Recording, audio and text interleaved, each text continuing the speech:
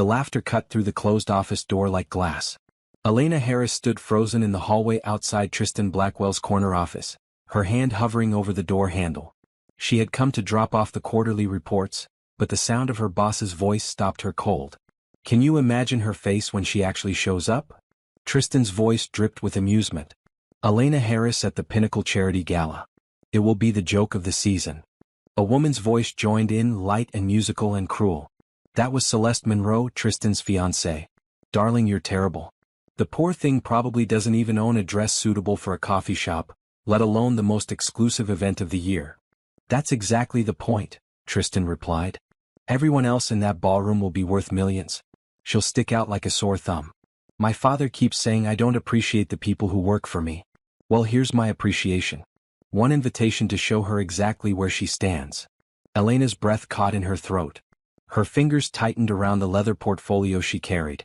For 3 years she had worked as Tristan Blackwell's executive assistant. She arrived early, stayed late, managed his impossible schedule, fixed his mistakes, and made him look good in front of investors and clients. She had organized this very gala, secured the venue, contacted every guest, and arranged every detail from the flowers to the 5-course meal. And this was what he thought of her. What if she doesn't come? Celeste asked. She will, Tristan said confidently. Elena Harris is too proud to admit she doesn't belong. She'll show up, realize she's completely out of her depth, and maybe finally understand her place in the world. It's a lesson in humility, really. I'm doing her a favor. The papers in Elena's hands trembled. She had been raised better than this.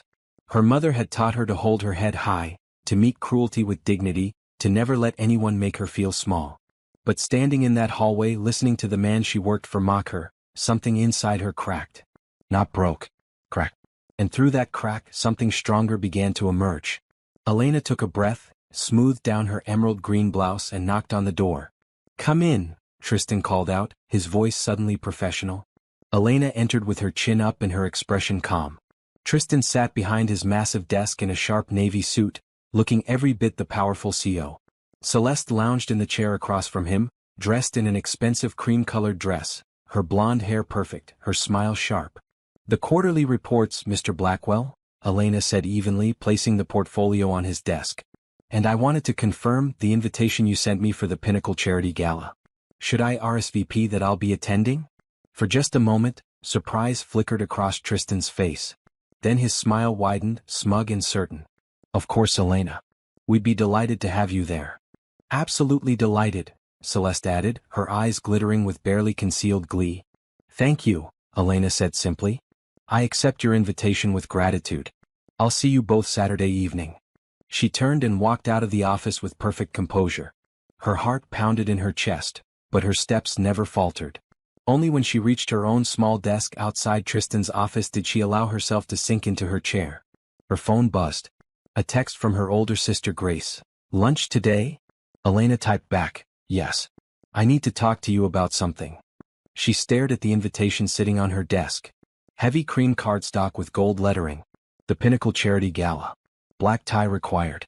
The most exclusive social event of the season, where billionaires and socialites gathered to write checks and be seen. They had invited her as a joke. They expected her to embarrass herself, to prove that she didn't belong in their world.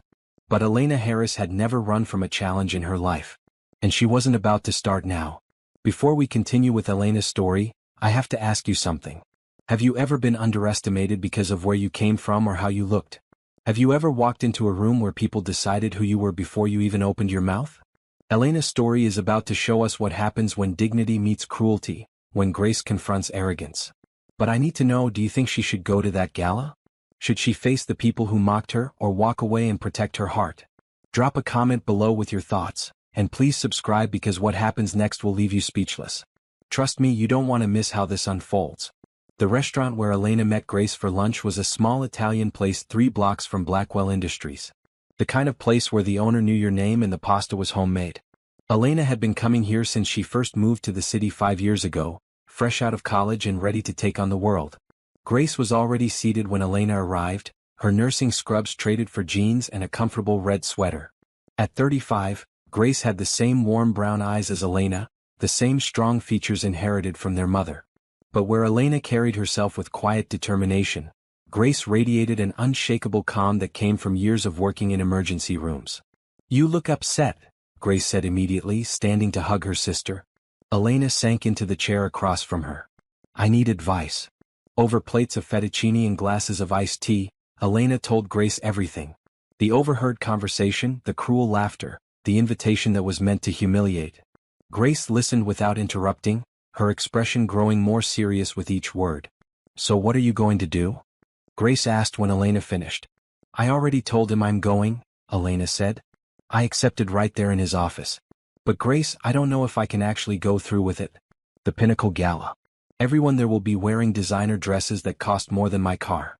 They'll all know each other, know the right things to say, the right way to act.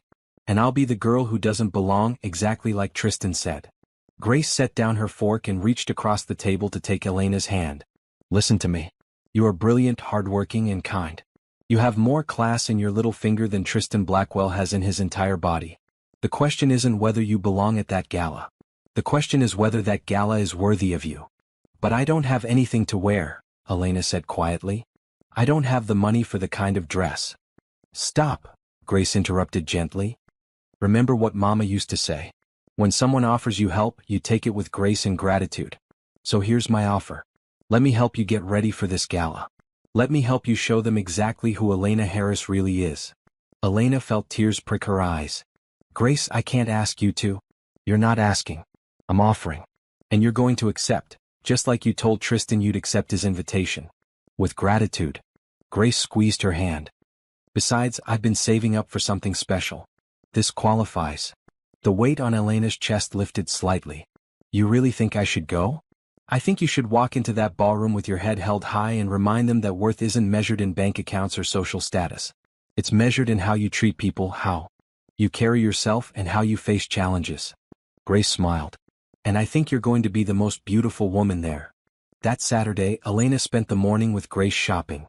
They went to a boutique that Grace had researched, a small place run by a woman named Sophia who specialized in elegant dresses at reasonable prices. "I want something simple," Elena told Sophia. "Nothing too flashy." But when Sophia brought out a midnight blue gown, Elena's breath caught. The dress was stunning. Floor-length silk that caught the light, with a fitted bodice and flowing skirt. Elegant without being ostentatious. Sophisticated without trying too hard. "Try it on," Grace urged. In the fitting room, Elena slipped into the dress and stared at herself in the mirror. The midnight blue brought out the richness of her brown skin, made her dark eyes luminous. The cut was perfect for her figure, elegant and timeless. "Let me see," Grace called from outside. Elena stepped out and Grace's face lit up. "That's the one. Oh, Elena. You look like royalty." Sophia nodded approvingly. "It's perfect on you. And look, it's on sale this week. Sometimes things work out exactly when they're supposed to." Elena accepted the dress with genuine gratitude, thanking both Sophia and Grace. As they left the boutique, dress carefully wrapped in tissue paper, Elena felt something shift inside her. This wasn't about proving anything to Tristan or Celeste. This was about honoring herself, about showing up as her authentic self and refusing to be diminished. The next few days passed in a blur of preparation. Grace helped Elena practice walking in heels, taught her tricks for elegant posture, reminded her to breathe and stay centered. Elena's natural grace came through more and more as her confidence grew. "Remember," Grace said the night before the gala, "you're not going there to fit into their world. You're going there to show them what real class looks like. Kindness, dignity, and strength. That's who you are." Elena hugged her sister tight. "Thank you for believing in me." "Always," Grace promised. Saturday evening arrived clear and cool. Elena got ready in her small apartment, Grace helping with her hair and makeup. They kept everything simple and elegant. Elena's natural beauty needed no heavy enhancement. Her hair was styled in soft curls that framed her face. Her makeup highlighted her features without overpowering them. Small diamond stud earrings that had belonged to their mother completed the look. When Elena finally stood in front of the full-length mirror in the midnight blue gown, she barely recognized herself. Not because she looked different, but because she looked like the woman she had always been inside. Strong, beautiful, dignified. "You ready?" Grace asked softly. Elena took a deep breath and nodded. "I'm ready." The car service Grace had arranged as her gift arrived promptly at 7. Elena climbed into the back seat, careful with her dress, and watched the city lights pass by the window as they drove toward the Grand Meridian Hotel, where the gala was being held. Her phone buzzed. A text from Tristan. "Looking forward to seeing you tonight, Elena. It should be quite memorable." She could almost hear the mockery in those words. The assumption that she would show up looking out of place, uncomfortable, inferior. But Elena Harris had learned long ago that the only person who could make her feel inferior was herself. And tonight, she chose dignity over doubt, grace over fear. The car pulled up to the hotel entrance. A red carpet stretched from the curb to the golden doors. Photographers clustered to one side, cameras ready to capture the arriving guests. Luxury cars lined the circular drive, depositing women in glittering gowns and men in perfect tuxedos. Elena's heart pounded, but she didn't hesitate. When the driver opened her door, she accepted his offered hand with a grateful smile and stepped out onto the red carpet. The cool evening air touched her skin. The flash of cameras caught her by surprise, but she didn't freeze. She simply smiled gently and walked forward with her head high, her midnight blue gown flowing behind her like water. A man in a burgundy vest hurried forward. "Good evening, miss. Welcome to the Pinnacle Charity Gala. May I have your name?" "Elena Harris," she said clearly. He checked his tablet and his expression shifted to one of genuine warmth. "Of course, Miss Harris. We've been expecting you. Please right this way." He offered his arm, and Elena took it with gratitude. Together they walked toward the golden doors. Behind them, someone murmured, "Who is she?" Elena didn't look back. She kept her eyes forward, her breathing steady. The doors opened. Music and light and laughter spilled out into the night. And Elena Harris stepped inside. The Grand Meridian Hotel ballroom was something out of a dream. Crystal chandeliers hung from soaring ceilings, casting prismatic light across white marble floors. Round tables draped in silver cloth surrounded a central dance floor, each table adorned with towering arrangements of white orchids and roses. A string quartet played soft classical music from a raised platform. Waiters in crisp white jackets circulated with trays of champagne and hors d'oeuvres. And everywhere people glittered. Women in designer gowns worth more than Elena made in a year. Men in custom tuxedos, their watches alone probably worth more than her car. These were the elite, the powerful, the wealthy. They moved through the space with the easy confidence of people who belonged. For just a moment, standing in the doorway, Elena felt her resolve waver. Then she remembered Grace's words. She remembered her mother's teachings. She remembered who she was. The event coordinator who had escorted her in, a kind-faced man in his 40s whose name tag read James Porter, seemed to sense her hesitation. "First time at the Pinnacle Gala?" he asked gently. "Yes," Elena admitted. "Well, between you and me," James said, leaning in slightly, "half these people are boring as toast. You're a breath of fresh air. Come on, I'll introduce you to some actual interesting folks." His kindness steadied her. Elena smiled gratefully and let him guide her further into the ballroom. They hadn't made it 3 steps before heads began to turn. It started with a woman in a green gown who glanced over, did a double take and stared. Then her companion, a distinguished older gentleman, followed her gaze. Then the couple next to them. Like dominoes falling, the attention rippled outward through the ballroom. Conversations faltered. People turned. The string quartet played on, but the chatter that had filled the space began to quiet. Elena kept walking, her hand light on James's arm, her expression serene even as her heart hammered in her chest. Across the ballroom, standing near the bar with a crystal tumbler of scotch in his hand, Tristan Blackwell saw her. His face went blank with shock. Celeste, standing beside him in a white designer gown that probably cost more than Elena's entire wardrobe, followed his gaze. Her perfectly manicured hand tightened around her champagne flute. "Is that?" Celeste breathed. "Elena," Tristan finished, his voice hollow. This wasn't the Elena who sat outside his office in sensible blouses and skirts. This wasn't the woman who brought him coffee and organized his schedule and quietly fixed his problems. This was a vision in midnight blue, moving through the ballroom like she owned it, her natural beauty undeniable, her presence commanding. James led Elena to a group near one of the tall windows. "Elena, I'd like you to meet some friends. This is Harold Blackwell, founder of Blackwell Industries." Elena found herself face to face with an older man in his 60s, distinguished in a charcoal suit. He had Tristan's same sharp features, but his eyes held warmth and wisdom that his son lacked. "Mr. Blackwell," Elena said, extending her hand. "It's an honor to finally meet you in person." Harold took her hand, but instead of shaking it, he held it gently and studied her face. "Elena Harris. My son's executive assistant. I've heard quite a bit about you. I hope some of it was good, Elena said with a small smile. All of it was good, Harold replied. From everyone except Tristan, interestingly enough. He seems to think you're merely adequate. His eyes twinkled. But Nicole Park tells me you're the only reason my son hasn't run the company into the ground yet. A woman in a striking red gown stepped forward. Korean-American, probably in her early 40s, with sharp eyes and an intelligent face. Nicole Park, she introduced herself, shaking Elena's hand firmly. I'm Tristan's business partner, though I prefer to think of myself as the person who keeps him from making catastrophically stupid decisions. Elena couldn't help but laugh. That sounds like a full-time job.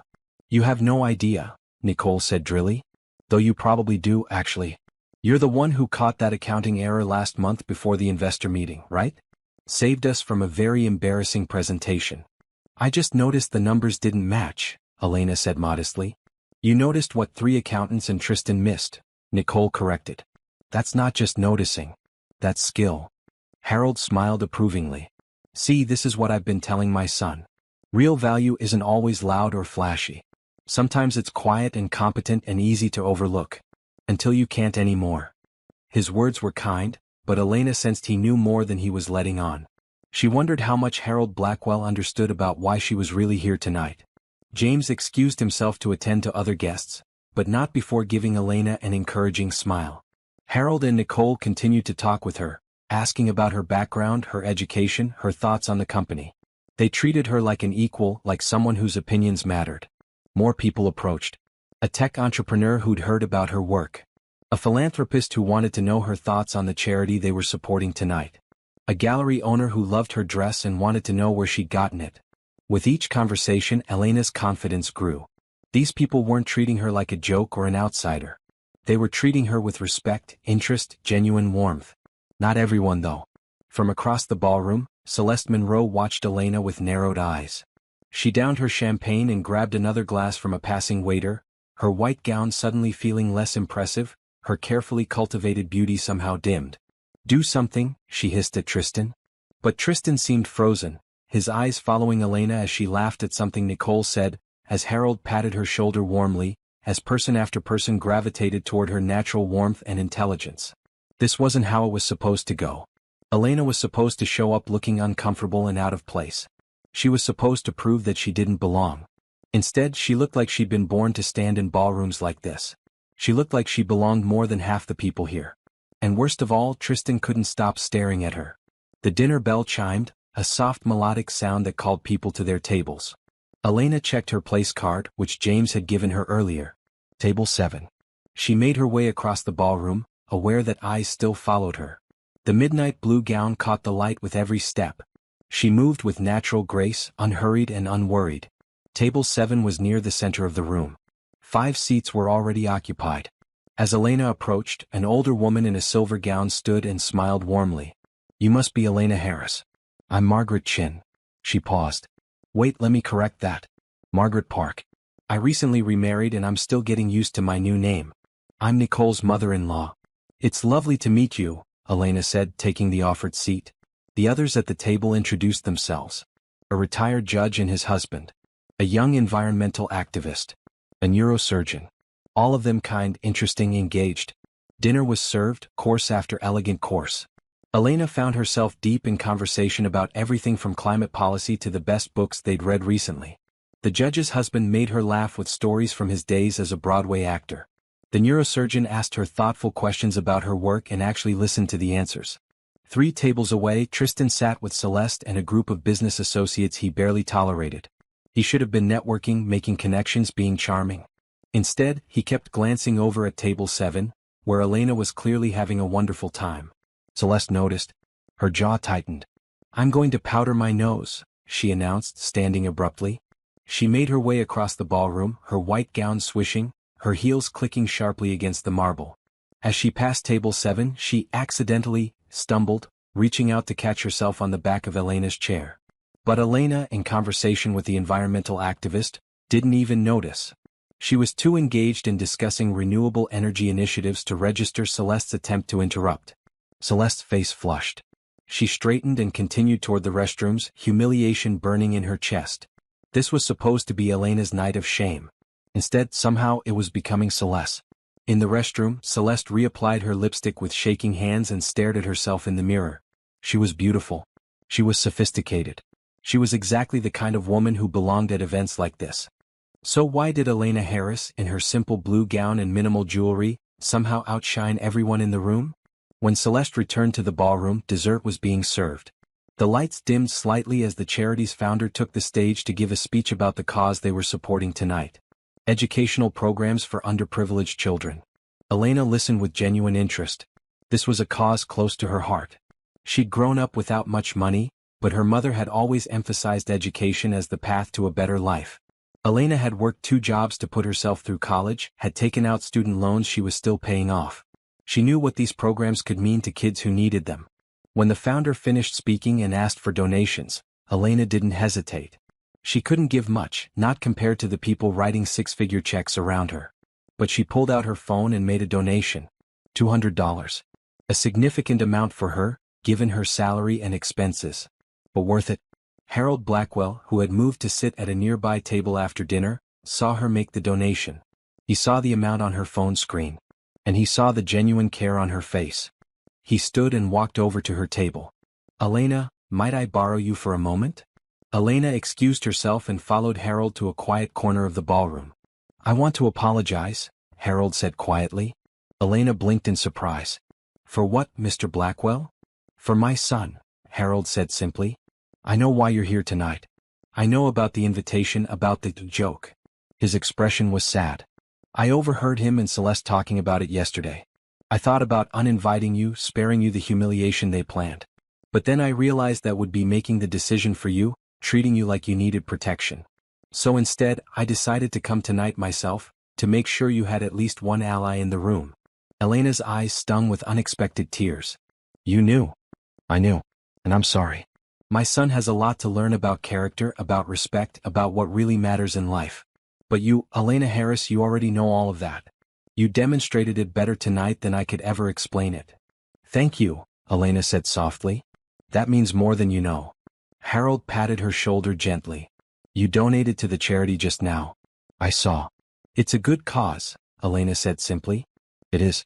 And your donation, proportionally, probably meant more than any check written here tonight. That's the kind of giving that matters. The kind that costs you something." Harold smiled. "I'm going to match your donation. But I'm going to do it in your name. The Elena Harris Fund for Educational Excellence. How does that sound?" Elena's breath caught. "Mr. Blackwell, I can't." "You can and you will. Consider it my way of saying thank you for putting up with my son's nonsense for 3 years. And for being exactly who you are, without apology or pretense." Harold's eyes were kind. "The world needs more people like you, Elena. More kindness, more dignity, more grace. You showed all of that tonight." Before Elena could respond, a commotion erupted across the ballroom. Raised voices, sharp and angry. Celeste Monroe stood in the center of the room, her face flushed, pointing at Elena. "I want everyone to know the truth about her," Celeste announced loudly, her words slightly slurred. "She doesn't belong here. She's just Tristan's assistant. This whole thing is a joke. We invited her as a joke because—" "Celeste." Tristan's voice cut through her tirade, firm and sharp. He stood beside her, gripping her arm. "That's enough." But Celeste jerked away from him. "No, it's not enough. You said it yourself. You said she'd embarrass herself. Well, where's the embarrassment, Tristan? She's the one everyone's talking to, everyone's interested in. Even your father likes her better than he likes me."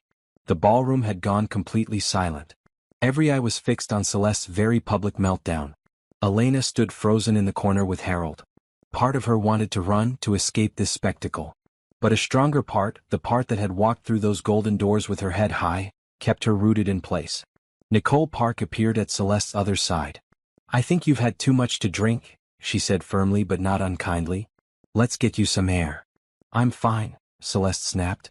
But she swayed slightly, proving otherwise. Tristan looked across the ballroom and his eyes met Elena's. For the first time since she'd met him 3 years ago, she saw something other than arrogance in his expression. Shame. Regret. Recognition. "I'm sorry," he said, his voice carrying across the silent ballroom. He wasn't talking to Celeste. He was talking to Elena. But before Elena could respond, Celeste laughed, a harsh, bitter sound. "Sorry? You're sorry to her? What about me? What about us?" There is no us, Celeste, Tristan said quietly. There hasn't been for a long time. We both know it. Celeste's face went white. Then red. Then she drew back her hand and slapped Tristan hard across the face. The crack echoed through the ballroom. Then Celeste turned and stalked out, her white gown trailing behind her like a ghost. Tristan stood in the center of the silent ballroom, his hand pressed to his reddening cheek, looking lost. It was Harold who moved first. He walked to his son's side and said something too quiet for anyone else to hear. Tristan nodded and followed his father out of the ballroom. The string quartet, bless them, started playing again. Conversation slowly resumed. The spell of drama broken, people returned to their tables, their drinks, their networking. But everyone knew. The entire ballroom had witnessed Tristan Blackwell's carefully constructed life begin to crumble. And at the center of it all, whether she wanted to be or not, was Elena Harris. The next morning, Elena woke to her phone buzzing relentlessly on her nightstand. Still groggy, she reached for it and squinted at the screen. 17 missed calls. 34 text messages. 12 emails. She sat up in bed, her heart starting to pound. The first text was from Grace, sent at 6 in the morning. You're trending on social media. Call me ASAP. Trending? Elena's fingers flew across her phone screen, opening her browser. She typed in her own name and stared in disbelief at the results. Photos of her from last night's gala. Dozens of them. Elena in her midnight blue gown, walking into the ballroom. Elena talking with Harold Blackwell. Elena laughing with Nicole Park. The photos were everywhere. Fashion blogs were calling her, the mystery woman in blue.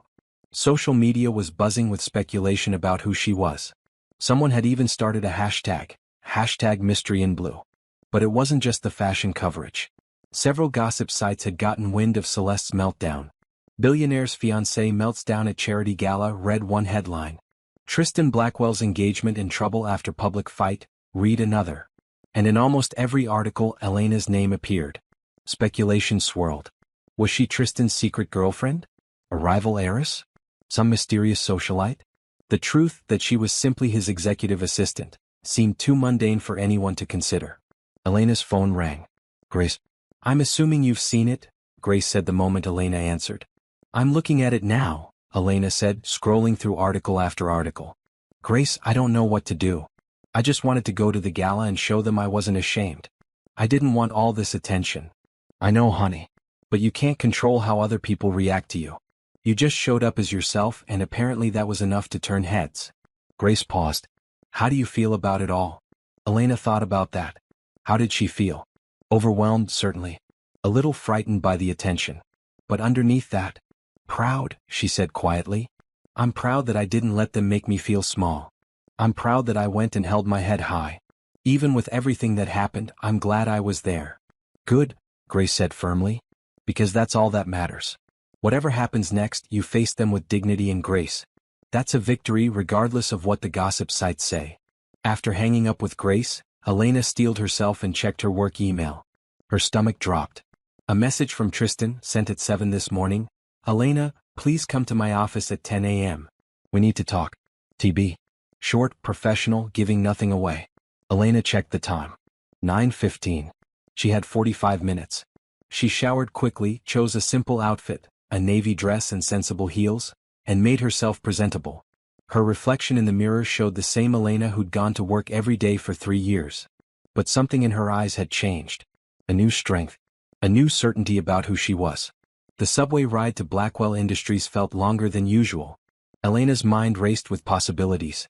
Was Tristan going to fire her? Apologize? Pretend nothing had happened? She arrived at the office building at 9:55. The security guard in the lobby did a double take when he saw her. Miss Harris? I saw you on the news this morning. You looked beautiful at that gala. Thank you, Marcus, Elena said, genuinely touched. Wait, Marcus is on the forbidden list. Let me change that. Thank you, Derek, Elena said, genuinely touched. No, thank you, Derek replied. My daughter saw those pictures and said she wanted to be like you when she grows up. Confident and classy. That means something. Elena felt tears prick her eyes but blinked them back. Tell your daughter I said she can be anything she wants to be. In the elevator, Elena took deep breaths. Whatever happened in the next hour, she would handle it with the same grace she'd shown last night. The executive floor was oddly quiet when she stepped off the elevator. Her desk sat empty, her computer dark. Tristan's office door was closed. Elena set down her purse, straightened her shoulders and knocked. "Come in." She opened the door and stepped inside. Tristan sat behind his desk, but he looked different from the confident CEO she was used to seeing. His suit was wrinkled, his tie loose. Dark circles shadowed his eyes. He looked like he hadn't slept. "Elena," he said, standing. "Thank you for coming." "You asked me to be here," she replied evenly. "I work for you." "Do you?" Tristan asked. "After last night, after everything? I wouldn't blame you if you quit." Elena remained silent, waiting. Tristan ran a hand through his hair. "I need to apologize. Not the half-hearted sorry I said last night in front of everyone. A real apology." He met her eyes. "I invited you to that gala as a cruel joke. Celeste and we thought it would be funny to see you out of your element, uncomfortable, proving that you didn't belong. It was petty and mean and wrong. You didn't deserve that." "No," Elena agreed quietly. "I didn't. You work harder than anyone in this company. You're smarter than half the executives. You've saved my reputation more times than I can count. And I treated you like you were nothing. Like you were less than." Tristan's voice was rough with genuine regret. "I'm sorry, Elena. Truly sorry." Elena studied him. This wasn't the arrogant man who'd laughed about her in his office. This was someone who'd been forced to confront his own ugliness and didn't like what he saw. "I accept your apology," Elena said carefully. "But Tristan, an apology doesn't erase what happened. It doesn't undo the hurt or the disrespect." "I know," he said. "That's why I want to make it right. I'm offering you a promotion. Vice President of Operations. Your own office, a significant raise, full benefits and a seat at the executive table. You'll report directly to my father and to Nicole, not to me." Elena's breath caught. This was more than she'd ever hoped for. A position of real power, real respect. But she didn't say yes immediately. "Why?" she asked. "Why now? Because your father told you to? Because you're embarrassed by the attention? Or because you actually see my value?" Tristan was quiet for a long moment. "All of the above, probably," he admitted. "But mostly because last night, watching you in that ballroom, I saw what my father and Nicole have been trying to tell me for months. You're exceptional. And I've been too blind and too arrogant to recognize it." "What about Celeste?" Elena asked. "Celeste and I are done," Tristan said simply. "We were done long before last night. We just weren't honest enough to admit it. She wanted my money and status. I wanted a trophy fiancé who looked good at events. Neither of us wanted each other. The engagement is being called off." Elena processed that. Part of her felt bad for Celeste, despite everything. But mostly she felt relieved. She wouldn't have to work in an environment where Celeste's hostility was always lurking. "I need time to think about your offer," Elena said. Tristan nodded. "Of course. Take all the time you need. But Elena, I hope you'll stay. This company needs you." "I need." He stopped himself. "We need people with integrity. People who lead with kindness and honesty. You showed all of that last night." Before Elena could respond, there was a knock at the door. Harold Blackwell entered without waiting for an invitation. "Good you're both here," Harold said. He carried a folder under his arm and looked between his son and Elena with a knowing expression. "Tristan, I assume you've offered Elena the VP position?" "I have," Tristan confirmed. "Good. Elena, I hope you'll accept. But I want you to know that this offer isn't about charity or guilt. It's about recognizing talent where it exists. I've reviewed your work over the past 3 years. You've been instrumental in at least a dozen major deals. You've prevented countless problems. And you've done it all quietly without seeking credit or recognition. That's the kind of leadership we need more of." Harold opened the folder and handed Elena a document. "This is your formal offer letter. VP of Operations, salary of $250,000 with performance bonuses, full benefits, stock options. Look it over, take your time, talk to a lawyer if you want. But I hope you'll say yes." Elena looked at the numbers on the page and felt dizzy. This was life-changing money. Security for her and Grace. The ability to pay off her student loans. A real future. But more than the money, it was the recognition. The acknowledgement that she had value, that her work mattered. "I'll need 24 hours to review this and make a decision," Elena said. "That's perfectly reasonable," Harold replied. He glanced at his son. "Tristan, a word in my office." After they left, Elena sank into the chair across from Tristan's desk and stared at the offer letter in her hands. Her phone buzzed. A text from Nicole Park. "Heard about the offer. You should take it. We need you. But I'll support whatever you decide." Another text, this one from James Porter, the event coordinator from last night. Saw the photos. You were the star of the gala. Hope we see you at the next one. And finally from Grace, whatever you decide, I'm proud of you. Love you. Elena closed her eyes and took a deep breath. Last night, she'd walked into that ballroom not knowing what would happen. She'd faced cruelty with dignity, mockery with grace. She'd shown up as herself and refused to be diminished. Now she had a choice to make. Accept this opportunity and stay at Blackwell Industries, working alongside people who had tried to humiliate her. Or walk away, hold on to her pride, and start fresh somewhere else. But as Elena thought about it, she realized walking away wouldn't be holding on to her pride. It would be letting fear make her decisions. It would be allowing Tristan's past behavior to determine her future. She thought about what her mother would say. What Grace had said. About accepting help with gratitude, about meeting challenges head-on, about leading with kindness and hope. Elena opened her eyes and looked at the offer letter again. She pulled out her phone and called Harold's office. Mr. Blackwell, it's Elena. I don't need 24 hours. I'm accepting the position. When can I start? 3 months later, Elena sat in her new office on the executive floor of Blackwell Industries. The space was bright and modern, with floor-to-ceiling windows overlooking the city. Her desk was sleek glass and chrome. Her walls displayed art she'd chosen herself, pieces from local artists that brought color and warmth to the professional space. Her title, Vice President of Operations, was engraved on a nameplate outside her door. Every time she saw it, Elena felt a surge of pride and disbelief that still hadn't quite faded. The transition hadn't been easy. Some executives had resented her rapid rise. Some had whispered that she'd gotten the position through connections or worse, through some inappropriate relationship with Tristan. But Elena had handled every challenge the same way she'd handled that gala. With dignity, hard work, and unwavering professionalism. Within her first month, she'd streamlined 3 major operational inefficiencies, saving the company hundreds of thousands of dollars. Within her second month, she'd negotiated a partnership deal that everyone else had said was impossible. By month 3, even her harshest critics had to admit she'd earned her place. Nicole Park had become a true friend and mentor. They had lunch together twice a week, discussing strategy, sharing advice, supporting each other. Harold Blackwell checked in regularly, offering guidance and encouragement. And Tristan had changed. Not overnight. Not dramatically. But slowly, steadily, he'd become a better version of himself. He listened more. He acknowledged his mistakes. He treated people with respect regardless of their position. He'd enrolled in leadership courses. He'd started volunteering at the educational charity they'd supported at the gala. Elena saw him in meetings, at company events, in passing in the hallways. Their interactions were professional, cordial, nothing more. The man who'd invited her to a gala as a joke seemed like someone from another lifetime. Now, sitting in her office on a sunny afternoon, Elena reviewed the plans for the company's annual retreat. As VP of Operations, she was in charge of organizing the 3-day event where executives would do team building, strategic planning, and networking. A knock on her door interrupted her thoughts. "Come in." Tristan entered, looking slightly uncomfortable. "Do you have a minute?" "Of course." Elena gestured to the chair across from her desk.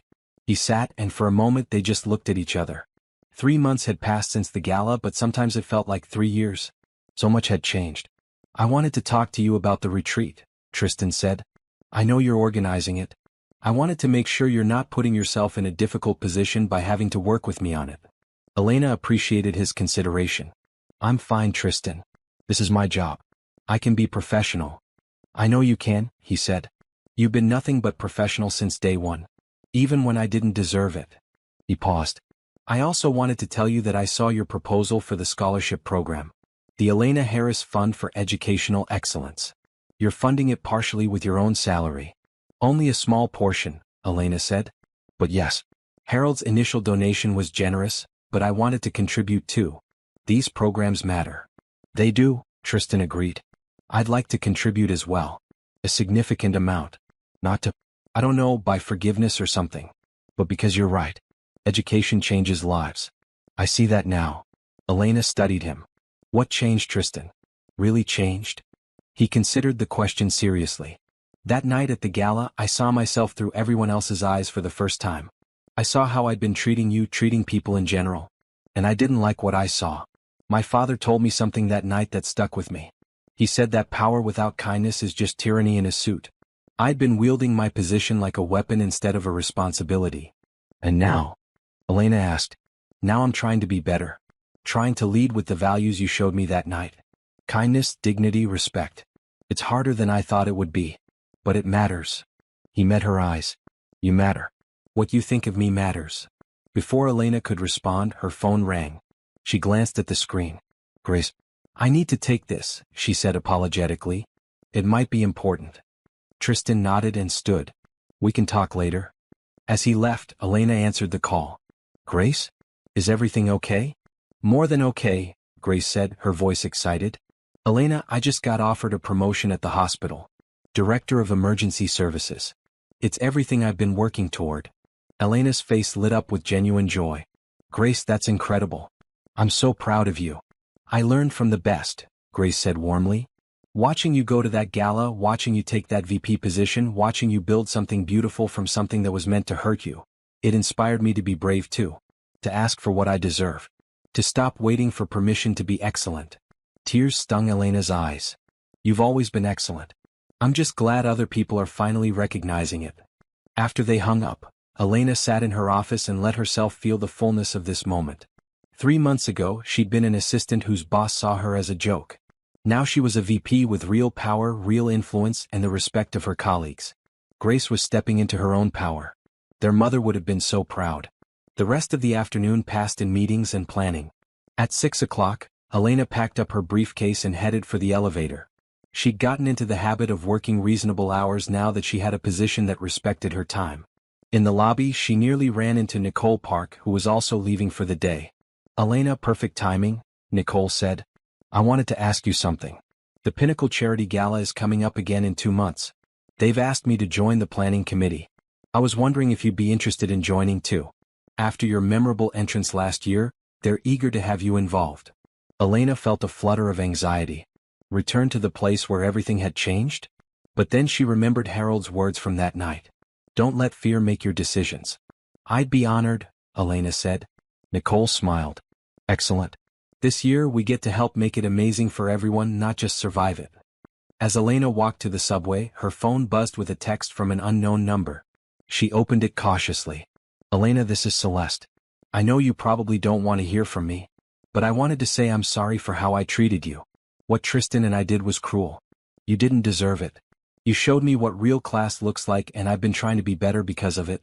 I hope you're doing well. You deserve every good thing. Elena stared at the message for a long moment. She could ignore it. She could delete it. She could hold on to her anger and resentment. But that wasn't who she was. She typed back, thank you for the apology. I wish you well too. Simple, kind, final. Elena hit send and then deleted the number. Some chapters needed to close completely to make room for new ones. That night, Elena met Grace for dinner at their favorite Italian restaurant. The owner, Antonio, greeted them with warm hugs and led them to their usual table. I saw you in the papers, Antonio said to Elena. My daughter showed me on her phone. All those fancy people at the gala, and you were the most beautiful one there. Inside and out. Thank you, Antonio, Elena said, genuinely touched. Over plates of pasta and glasses of wine, Elena and Grace talked about their weeks, their plans, their dreams. They talked about using their success to help others, about staying true to who they were, about the importance of lifting up the people around them.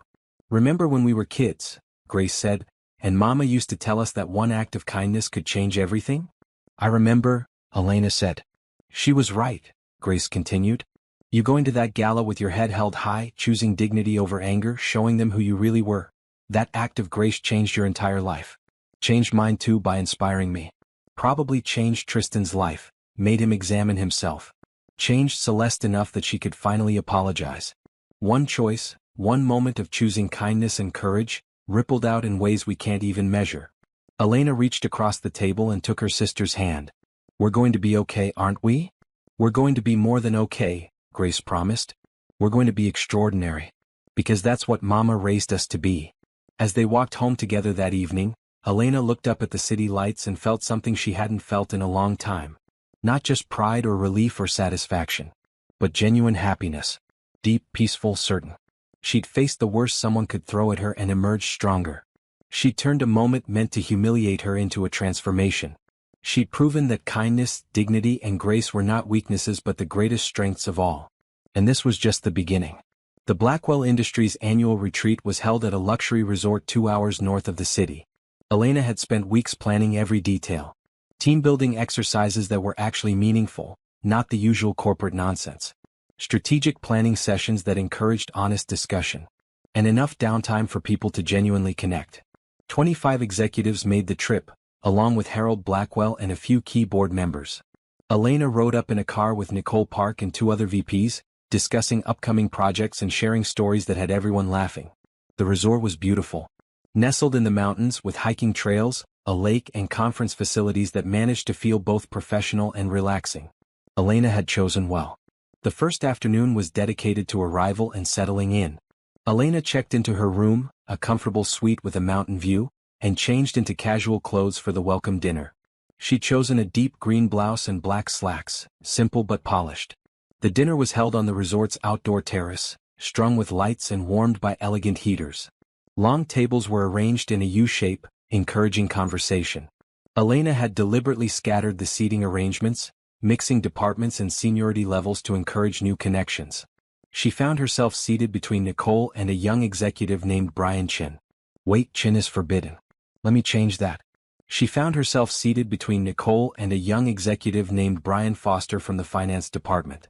Harold sat at the head of the table and Tristan was several seats away, deep in conversation with the head of marketing. The food was excellent, local and seasonal. The wine flowed freely but not excessively. And gradually the usual corporate stiffness melted away. People laughed, told stories, connected as humans rather than just colleagues.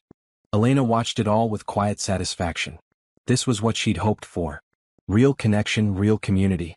After dinner, some people retired to their rooms while others gathered around the outdoor fire pits for drinks and conversation. Elena joined the group at one of the fire pits, accepting a glass of red wine from Nicole. "You did well with this," Nicole said quietly, gesturing to the gathering around them. "This actually feels good. People are relaxed, happy. That's rare at corporate events." "That was the goal," Elena replied. "We spend so much time together we should actually like each other." "Radical concept," Nicole said with a smile. Tristan approached their fire pit, a glass of scotch in his hand. "Mind if I join you?" "It's a free fire," Nicole said, gesturing to an empty chair. He sat and for a while the three of them just enjoyed the warmth of the flames and the sound of laughter from the other groups. The night was clear, stars visible despite the firelight.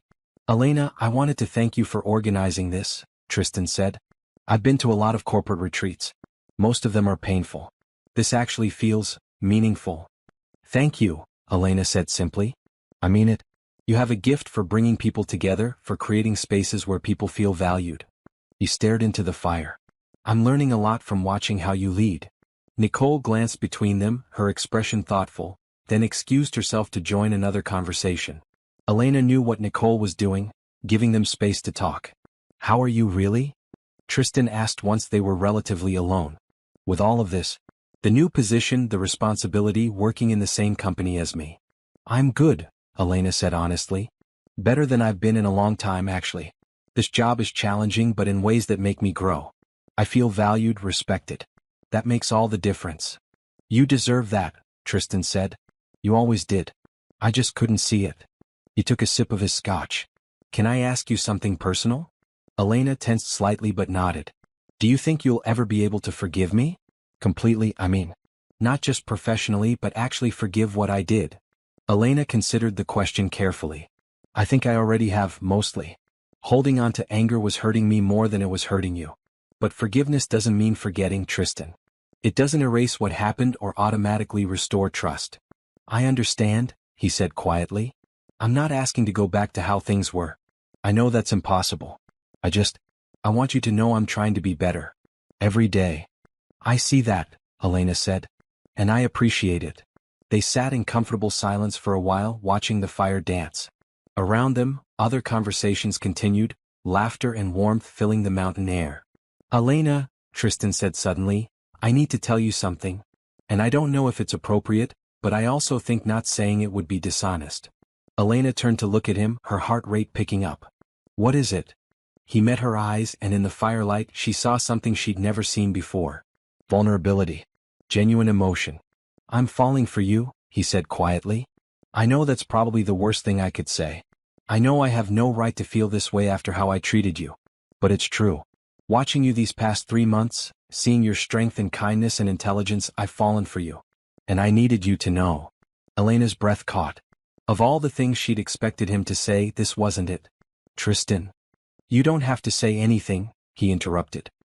I'm not asking for anything. I just needed to be honest with you. You deserve honesty. He stood, setting down his glass. I'm going to turn in. Thank you again for organizing this weekend. He walked away, leaving Elena sitting by the fire, her mind racing. Nicole reappeared as if by magic, sliding into the chair Tristan had vacated. So, that looked intense.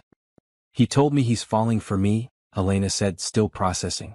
Nicole's eyebrows rose. Wow. How do you feel about that? Confused, Elena admitted. Scared. A little angry maybe. Like how dare he? After everything? But. Nicole prompted gently. But I'd be lying if I said I didn't feel something too, Elena confessed quietly. Not love. I don't love him. But there's something there. A pull. A possibility. And I hate that I feel it because it would be so much easier if I just didn't. Love is never easy, Nicole said. Neither is forgiveness. Neither is trust. But all three are worth fighting for when they're real. She paused. The question isn't whether you should feel something. Feelings aren't logical. The question is what you do with those feelings. Elena looked at her friend. What would you do? I'd take my time, Nicole said. I'd be honest with myself about what I want versus what I should want. I'd remember that people can change, but I'd also remember that you don't owe anyone a relationship, especially not someone who hurt you. And I'd trust myself to make the right decision when the time comes. That night, Elena lay in bed staring at the ceiling. Sleep felt impossible. Her mind kept replaying Tristan's words, his expression, the vulnerability in his voice. Part of her wanted to run, to shut down any possibility of something developing between them. That would be safe, logical, self-protective. But another part of her, the part that had walked into that gala with her head held high, the part that had chosen grace over anger, wondered if maybe there was something worth exploring. Not now. Not soon. But someday. Because Tristan had changed. She'd seen it. Real, genuine change. And Elena believed in second chances, in growth, in the possibility of redemption.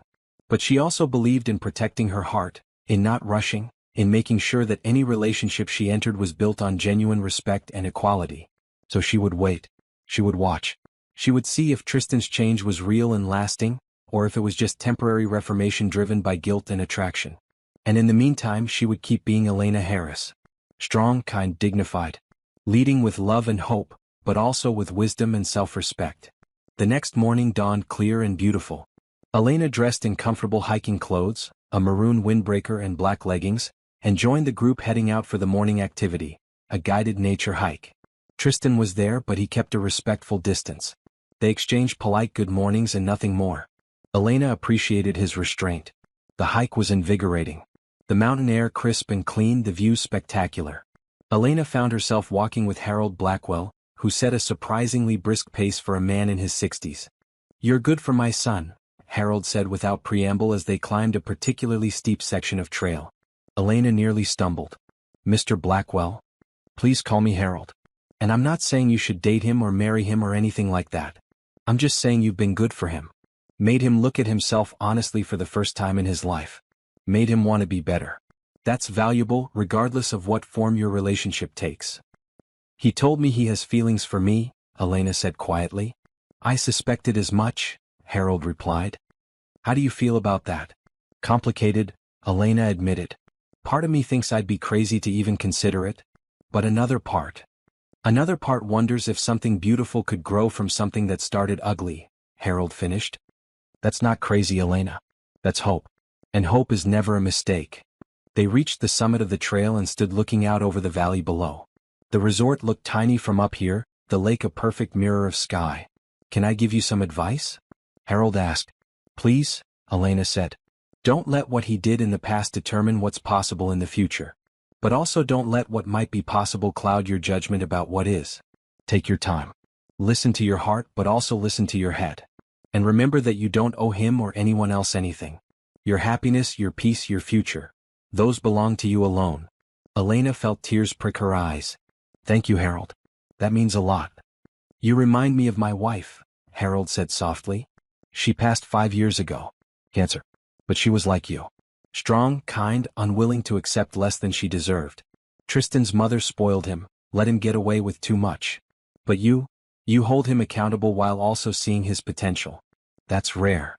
They stood in silence for a while, just breathing in the mountain air and enjoying the view. When they returned to the resort for lunch, Elena felt clearer, more centered. Whatever happened between her and Tristan, it would be on her terms, in her time, and only if it felt right. The afternoon was dedicated to strategic planning sessions. Elena facilitated a discussion about company culture and values. It was remarkable to watch people open up, to share their thoughts and concerns honestly. Tristan participated thoughtfully, acknowledging past mistakes in the company culture and committing to changes. But he didn't grandstand or make it about himself. He listened more than he spoke, and when he did speak, it was with humility. That evening there was a formal dinner followed by dancing. Elena had arranged for a jazz band, live music that made people want to move. She wore a deep blue dress, not as dramatic as the gown from the gala but elegant in its simplicity. When she entered the dining hall, several people complimented her. Dinner was lively, filled with good food and better conversation. Elena found herself genuinely enjoying her colleagues' company, feeling part of a community rather than just an employee. After dinner, when the band started playing and people moved to the dance floor, Nicole dragged Elena out to join them. They danced together, laughing along with several other executives. Elena was mid-spin when she felt a gentle tap on her shoulder. She turned to find Tristan standing there looking nervous. "May I have this dance?" he asked. Elena hesitated. Every eye in the room seemed to be on them. This would fuel gossip, speculation. But she also remembered Harold's words. "Don't let fear make your decisions." "One dance," she said. Tristan's face lit up with a grateful smile. He took her hand gently and led her to a quieter corner of the dance floor. The band was playing something slow and jazzy. He placed one hand carefully on her waist, held her other hand in his, and they began to move. He was a good dancer, smooth and confident but not showy. "Thank you," he said quietly. "For the dance. For this weekend. For everything." "You're welcome," Elena replied. They danced in silence for a moment, and Elena became acutely aware of how close they were, of the warmth of his hand at her waist, of the way he looked at her like she was something precious. "I meant what I said last night," Tristan said. "But I want you to know, I'm not going to pressure you or pursue you aggressively. I just wanted you to know how I feel. What you do with that information is entirely up to you." Elena met his eyes. "I appreciate that. And I want you to know I see the changes you're making. I see you trying. That matters." "Does that mean there might be a possibility?" he asked hopefully. "Someday?" "It means I'm not shutting the door," Elena said carefully. "But I'm not throwing it wide open either. If something is going to develop between us, it needs to happen naturally over time, built on genuine trust and respect." "I can work with that," Tristan said softly. The song ended and they stepped apart. Elena returned to Nicole and the others, her heart beating faster than the dancing warranted. Nicole leaned in and whispered, "You two look good together." "Don't start," Elena warned, but she was smiling. The rest of the evening passed in a blur of music and laughter. When Elena finally returned to her room near midnight, she felt exhausted but happy. She'd handled the weekend well. Organized a successful retreat. Navigated a complicated conversation with Tristan with grace and honesty. Strengthened relationships with her colleagues. Most importantly, she'd stayed true to herself. Open to possibility but protective of her heart. Willing to forgive but wise enough not to forget. As she got ready for bed, her phone buzzed with a text from Grace. "How's the retreat?" Elena typed back, "Good. Really good. Complicated but good. Will tell you everything when I get home." Grace's response was immediate, "Can't wait. Love you." "Love you too," Elena replied. She fell asleep with a smile on her face, the mountain air cool through the cracked window, the stars bright in the darkness outside. Tomorrow would bring new challenges, new conversations, new possibilities. But tonight, Elena Harris felt at peace with exactly where she was. The final day of the retreat was reserved for open forum discussions and wrap-up activities. Elena woke early, went for a run around the lake, and returned to find a message slipped under her door. "Elena, please meet me for coffee at 8 a.m. There's something important I need to discuss with you. Harold." She showered quickly and made her way to the resort's cafe, where Harold sat at a corner table with 2 cups of coffee already waiting. "Good morning," he greeted her warmly. I hope you don't mind, I ordered for you. Black coffee with just a touch of cream, right? Perfect, Elena said, touched that he'd remembered such a small detail. Your message sounded serious. Is everything okay? Harold's expression grew somber. I need to talk to you about something I overheard last night. Something that concerns you directly. Elena's stomach tightened. What is it? After the dancing ended, I was walking back to my room. I passed the lounge and heard voices. Celeste Monroe and two other people I didn't recognize. They didn't see me. Harold paused, clearly troubled. Elena, Celeste is planning something. I don't know exactly what, but from what I heard, she's trying to dig up information about you to damage your reputation. She mentioned something about teaching you a lesson and showing everyone who you really are. Elena felt ice run through her veins. Celeste? But I thought, she apologized. She sent me a text months ago saying she was sorry. People sometimes say sorry without meaning it, Harold said gently. Or they mean it in the moment but can't let go of their resentment. From what I heard, she's been obsessing over you, over what happened at the gala. She blames you for her breakup with Tristan, for her social embarrassment, for everything that's gone wrong in her life since. What should I do? Elena asked, trying to keep her voice steady. First, don't panic. Second, be aware. If Celeste approaches you or anyone starts asking strange questions about your past, be cautious. Harold's expression softened. Third, know that you have people on your side. Nicole, Tristan, me, we're not going to let anyone destroy what you've built. Elena took a shaky breath. Thank you for warning me. There's more, Harold said. I've been thinking about succession planning for the company. I'm 62 and while I'm not ready to retire completely, I am ready to step back. I want to announce Nicole as my successor as CEO within the next year.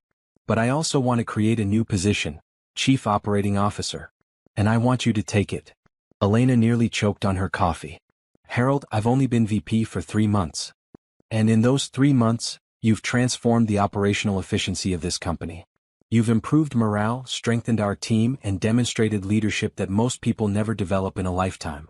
Harold leaned forward. Elena, I don't make these decisions lightly. You're ready for this.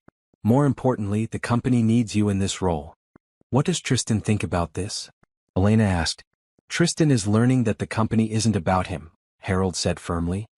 He'll remain president, reporting to Nicole as CEO. But operations will be your domain. And frankly, I think having you in a position of equal power to him is good for both of you. Equal power. Elena's mind reeled at the implications. If she and Tristan ever did explore a relationship, it would be as true equals.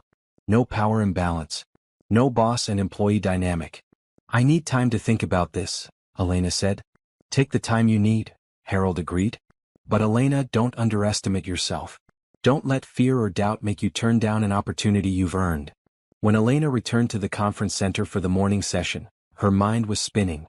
CEO of Blackwell Industries. It was a role she'd never even imagined for herself a year ago. The morning session was focused on feedback and future planning. Elena listened and participated, but part of her brain was elsewhere, processing Harold's offer and the warning about Celeste. During the break, Tristan pulled her aside. You okay? You seem distracted. Elena considered how much to tell him. Then she remembered, honesty. Always honesty. Your father offered me the COO position this morning. Tristan's eyes widened. Then to her surprise he smiled. That's fantastic. Are you going to take it? I don't know yet, Elena admitted. It's a huge responsibility. You can handle it, Tristan said with complete confidence. You're one of the most capable people I know. And honestly, I'd feel better knowing operations were in your hands. You actually care about making things work well, not just looking good. His support touched her. Thank you. That means a lot. There's something else, Tristan said, his expression growing serious. I got a weird email this morning. Someone asking about your background, your qualifications, whether there were any concerns about how you got your position. I didn't respond, but I wanted you to know. Elena's heart sank. Celeste was moving faster than she'd thought. I got a warning about that this morning. Apparently Celeste is trying to dig up something to use against me. Tristan's jaw tightened. I'll handle this. No, Elena said firmly. I appreciate the impulse, but I can handle this myself. I haven't done anything wrong. My work speaks for itself. Whatever Celeste digs up, if she digs up anything, it won't matter because the truth is on my side. Still, Tristan said, you shouldn't have to deal with this alone. Let me at least make some calls, warn people that someone might be spreading rumors. Elena considered this. It wasn't about protecting her, it was about heading off damage before it could spread. Okay. But carefully. I don't want this to turn into a bigger thing than it needs to be. The rest of the retreat passed uneventfully. By the time they packed up to return to the city that evening, Elena felt emotionally exhausted but also strangely energized. She'd made decisions this weekend. About her career, about her boundaries, about what she was willing to accept and what she wasn't. On the drive back to the city, Nicole sat beside her and said quietly, "Harold told me about the COO offer. I want you to know I fully support it. I need someone I can trust in that role, and there's no one I trust more than you." "Thank you, Nicole," Elena said. "That means everything." "Also," Nicole added with a slight smile, "I saw you dancing with Tristan last night. Want to talk about that?" Elena laughed despite herself. "Not particularly." "Fair enough. But for what it's worth, I think you two could be good together. Even when you're ready. He's not the same person he was 6 months ago. And you're strong enough not to lose yourself even if things don't work out." Elena appreciated Nicole's straightforward approach. "I'm taking it slow. Really slow." "Smart," Nicole approved. When Elena finally got home to her apartment that night, Grace was waiting with takeout and wine. "Tell me everything," Grace demanded as soon as Elena walked through the door. Over pad thai and Pinot Grigio, Elena told her sister about the retreat, about Tristan's confession, about Harold's offer, about Celeste's apparent vendetta. Grace listened to it all, her expressions ranging from excited to concerned to thoughtful. "So you're going to take the COO position, right?" Grace asked when Elena finished. "I think so," Elena said. "It terrifies me, but I think so." "Good. You should be terrified. Anything worth doing is scary. But you can handle it." Grace paused. "What about Tristan? What about him?" "Come on, Elena. I see your face when you talk about him. There's something there." Elena sighed. "There is. I won't lie. But Grace, after everything he did, he changed. He grew. He became better. Isn't that what we should want? For people to learn from their mistakes and become better." Grace took her hand. "I'm not saying you should rush into anything. But I am saying don't punish him forever for who he used to be if he's genuinely become someone different." "When did you get so wise?" Elena asked. "I've always been wise," Grace said with a grin. "You're just finally listening." That night, lying in bed, Elena made her decision. She would accept the COO position. She would face whatever Celeste threw at her with dignity and truth. And she would keep her heart open to the possibility of something with Tristan, even if she wasn't ready to act on it yet. Tomorrow she would call Harold and accept. Tomorrow she would step into the next phase of her life with the same courage she'd shown walking into that gala. But tonight she would sleep peacefully, knowing she was exactly where she was supposed to be. Elena's first week as COO designate, the official announcement wouldn't come for another month, was intense. Harold brought her into high-level strategy meetings. Nicole walked her through the broader scope of her new responsibilities. And Elena dove into understanding the full operational picture of Blackwell Industries. On Wednesday afternoon, as Elena was reviewing supply chain contracts in her office, her assistant, a sharp young woman named Kara, knocked on her door looking worried. "Miss Harris, there's a woman in the lobby asking to see you. She doesn't have an appointment, but she's quite insistent. Her name is Celeste Monroe." Elena's stomach dropped, but she kept her expression calm. "Thank you, Kara. Give me 5 minutes, then send her up." Kara nodded and left. Elena took those 5 minutes to center herself. She smoothed down her bright red blouse, straightened her desk, and reminded herself of who she was. Strong, capable, unafraid. When Celeste Monroe walked into her office, Elena barely recognized her. Gone was the perfectly coiffed socialite from the gala. This Celeste looked tired, brittle. Her designer clothes hung differently, like she'd lost weight. Her makeup couldn't quite hide the shadows under her eyes. "Celeste," Elena said calmly, standing. "This is unexpected." "I'm sure it is," Celeste said, her voice sharp. She didn't wait to be invited to sit, just threw herself into the chair across from Elena's desk. "I wanted to talk to you face to face before I release what I've found." "What you've found?" Elena repeated evenly. "That sounds ominous." "You're not what you pretend to be," Celeste said, leaning forward. "Everyone thinks you're so perfect, so dignified. But I've been digging, Elena. And I found some interesting things about your past." Elena felt her heart rate increase but kept her breathing steady. "Such as?" "Such as the fact that you worked as a waitress at a strip club during college?" Celeste said triumphantly. Wait, that's not accurate. Let me reconsider. She paused, clearly having made up the accusation. Actually, I looked into your financial records. You took out significant student loans. You struggled financially. You were nearly evicted from your apartment twice during college. You're not some classy professional who just happened to rise through the ranks. You're someone who was desperate, who clawed her way up, who probably slept with. Stop, Elena said quietly, but with such force that Celeste's words died in her throat. Elena stood, placed her hands on her desk, and looked Celeste directly in the eyes. First, yes, I took out student loans. Most people do. That's not a scandal, it's reality. Second, yes, I struggled financially in college. My mother had died, my sister was supporting me while working full-time, and I was trying to get an education. Again, not scandalous. Third, I worked multiple jobs, including waitressing at restaurants to pay my bills. Honest work that I'm proud of. And fourth, Elena's voice became steel. I have never, not once, compromised my integrity or used my body to advance my career. How dare you imply otherwise? Celeste flinched but recovered. The point is, you're not who they think you are. No, Celeste, I'm exactly who they think I am, Elena said firmly. I'm someone who came from nothing and worked hard to build something. I'm someone who didn't have family connections or trust funds but succeeded anyway through dedication and competence. That's not a liability. That's my greatest strength. People will see you differently when they know, Celeste insisted, but her voice lacked conviction. Know what? Elena challenged. That I'm not from wealth? That I had to work for everything I have? Celeste, the people I respect will admire that, not condemn it. And the people who look down on me for it are exactly the kind of people whose opinions don't matter. Celeste stood, her hands shaking slightly. You ruined my life. No, Elena said, her voice softening slightly. You ruined your own life by being cruel, by treating people as less than, by valuing wealth and status over kindness and integrity. I didn't do that. You did. Tristan was supposed to marry me, Celeste said, and now there were tears in her eyes. We were supposed to have this perfect life. And then you showed up in that stupid blue dress and everything fell apart. Celeste, Elena said gently, sitting back down and gesturing for Celeste to do the same. Be honest with yourself. Were you and Tristan ever really happy? Did you love him or did you love what he represented? Celeste sank back into the chair and for the first time, her facade completely crumbled. I don't know anymore, she whispered. I thought I knew what I wanted.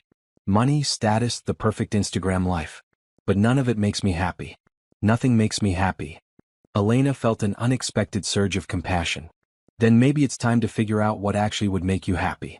Not what looks good or what other people expect. What genuinely brings you joy. How? Celeste asked and she sounded lost. How do I even start? Therapy helped me, Elena admitted. After my mother died, I was so angry and hurt.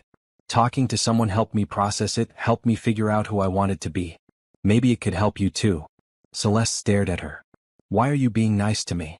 I came here to destroy you. Because being cruel back doesn't help either of us, Elena said simply. Because I believe people can change and grow. Because holding on to anger and bitterness hurts you more than it hurts anyone else.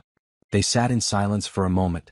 Then Celeste said quietly, I don't have any actual dirt on you, you know? I tried to find something, anything, but you're exactly who you appear to be. That's what made me so angry. You're actually good. Actually kind. Not just pretending. We're all pretending a little, Elena said with a small smile. I'm terrified most of the time. I just don't let that stop me. Celeste stood, and this time she looked smaller somehow. Younger. More vulnerable. I'm sorry. For everything. For the gala, for trying to dig up dirt, for blaming you for my own failures. I'm sorry. I know, Elena said. And I forgive you. But Celeste, you need to forgive yourself too. You need to stop punishing yourself by trying to punish others. After Celeste left, Elena sat at her desk for a long time, processing what had just happened. She'd expected a fight, a confrontation. Instead, she'd witnessed a breakdown and possibly the beginning of someone's healing. Her phone rang. Tristan. Elena, I heard Celeste was there. Are you okay? Do I need to call security? I'm fine, Elena said. Actually, I think Celeste might be fine too eventually. We talked. Really talked. I think she's going to be okay. You're incredible, Tristan said softly. Most people would have destroyed her after what she tried to do. But you offered her compassion instead. She's hurting, Elena said simply. Hurt people hurt people. Breaking that cycle requires someone to choose kindness. Can I take you to dinner tonight? Tristan asked. Not a date. Just, I want to spend time with you. Talk to you. If that's okay. Elena thought about it. Okay. But somewhere casual. I'm exhausted from today. I know a place, Tristan promised. That evening, Tristan picked Elena up from her apartment. He was driving himself rather than using his usual driver, dressed in jeans and a green sweater rather than a suit. It made him look younger, more approachable. They went to a small Italian place not unlike the one Elena frequented with Grace. Family-owned, cozy, warm. The kind of place where the food was better than the atmosphere and nobody cared about status or wealth. Over plates of pasta and glasses of red wine they talked. Really talked. About their childhoods, their fears, their dreams. Tristan told her about growing up with pressure to be perfect, to take over the family business, to never show weakness. Elena told him about her mother's death, about Grace's sacrifices, about the loneliness of being underestimated. Can I ask you something? Tristan said during dessert. What made you decide to go to the gala that night? You must have known it would be hard. Elena thought back to that moment in her apartment, standing in front of the mirror in her midnight blue gown. I decided that letting you make me feel small would be worse than any embarrassment I might face. I decided that my dignity mattered more than your opinion of me. And I decided that I was going to show up as exactly who I am, without apology. I'm glad you did, Tristan said quietly. Because that night changed my life. It showed me who I'd become and who I wanted to be instead. It showed me what real strength looks like. We both changed that night, Elena acknowledged. I found my voice. You found your conscience. Tristan laughed at that, a real genuine laugh. That's fair. Very fair. As they left the restaurant, walking toward Tristan's car, he suddenly stopped. Elena, I know I said I wouldn't pressure you. I know I said I'd give you time. But I need you to know something. I'm serious about this. About you. About us, if there could ever be an US. I'm not going anywhere. Whenever you're ready, if you're ever ready, I'll be here. Elena looked at him in the streetlight, this man who had tried to humiliate her and who had, instead, been transformed by her grace. I know, she said softly. And I appreciate that. But Tristan, I need you to understand. If something develops between us, it has to be real.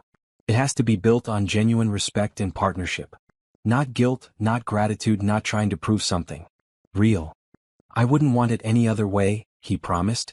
They stood there for a moment, the city alive around them, possibility hanging in the air between them. I should get home, Elena finally said. Grace is waiting to hear about my day. Tristan drove her home, and when they pulled up outside her building, he didn't try to kiss her or ask to come up. He simply said, thank you for tonight. For trusting me enough to share dinner and conversation.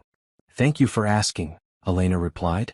She watched his car drive away, then headed upstairs to her apartment, where Grace was indeed waiting with herbal tea and questions.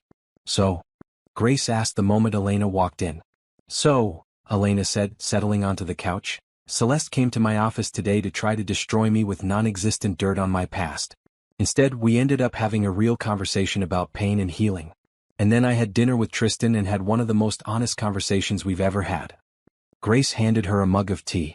And how do you feel about all of that? Elena thought about it carefully. I feel like everything is moving in the right direction. Slowly, sometimes painfully, but in the right direction. Celeste might actually get help. Tristan and I are building real trust. And I'm becoming more and more confident in who I am and what I deserve. That's all we can ask for, Grace said, clinking her mug against Elena's. Growth, healing, and movement forward. That night, Elena fell asleep feeling hopeful. Not about any one specific thing but about life in general. About the possibility of change, the power of kindness, and the strength that came from staying true to yourself no matter what. The official announcement of Elena's promotion to COO came 3 weeks later at the company's quarterly all-hands meeting. Harold made the announcement himself, detailing Elena's accomplishments and expressing complete confidence in her ability to handle the role. The response was overwhelmingly positive. Colleagues who Elena had worked with over the years congratulated her warmly.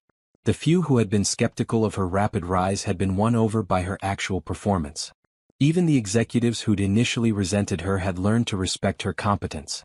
Standing on that stage beside Harold, with Nicole and Tristan beside her, Elena felt the full weight of how far she'd come. A year ago, she'd been an assistant whose boss had invited her to a gala as a cruel joke. Now she was the chief operating officer of a multi-million-dollar company, respected and valued. But what mattered most wasn't the title or the salary. It was the knowledge that she'd earned it through her own merit, through hard work and integrity and refusing to compromise who she was. At the celebration dinner that evening, held at the Grand Meridian Hotel where the gala had taken place, Elena found herself standing on the same terrace where she'd first entered that ballroom in her midnight blue gown. Full circle moment? Nicole asked, joining her with 2 glasses of champagne. Something like that, Elena agreed, accepting one of the glasses. You know what I love about you? Nicole said. You never lost yourself in all of this. You got promoted, got power, got recognition. But you're still the same Elena who treated everyone with kindness and respect. That's rare. I had good examples, Elena said, smiling at Nicole. You, Harold, my sister Grace. People who taught me that success without integrity is meaningless. The celebration was joyful but not excessive. Elena had planned it herself, making sure it felt genuine rather than showy. Good food, good company, real connection rather than empty networking. Tristan approached as Nicole excused herself to talk with some board members. Congratulations, CEO Harris, he said with a smile. Thank you, President Blackwell, Elena replied, matching his formal tone with amusement. I got you something, Tristan said, pulling a small wrapped box from his pocket. Just a congratulations gift. Nothing romantic or weird, I promise. Elena unwrapped it carefully. Inside was a beautiful fountain pen, sleek and elegant. Tristan, this is too much. It's the same pen my father gave me when I became president, Tristan explained. He has them custom-made. When I told him I wanted to get you one, he was thrilled. It's a tradition. Every executive gets one when they reach the C-suite. Look at the engraving. Elena tilted the pen and saw words etched in elegant script. Elena Harris, CEO. Dignity, grace, strength. Her eyes filled with tears. This is perfect. Thank you. You're welcome, Tristan said softly. And Elena, I meant what I told you before. I'm here whenever you're ready. No pressure, no expectations. Just possibility. Before Elena could respond, Harold called everyone together for a toast. The celebration continued late into the evening, filled with laughter and genuine warmth. When Elena finally got home after midnight, she found a package waiting outside her door. Inside was a beautiful leather journal with a note from Grace. For the COO who has stories worth writing down. So proud of you. Love always, Grace. Elena sat on her couch, looking at the fountain pen and the journal, and felt overwhelming gratitude. Not just for the gifts but for the people in her life who saw her, valued her, believed in her. Her phone buzzed. A text from Tristan. Made it home safe. Thank you for letting me be part of your celebration. You deserve all of this and more. Elena stared at the message for a long time. Then she typed back, thank you for seeing me. Really seeing me. It matters more than you know. His response came quickly. I see you, Elena Harris. I see your strength, your kindness, your brilliance.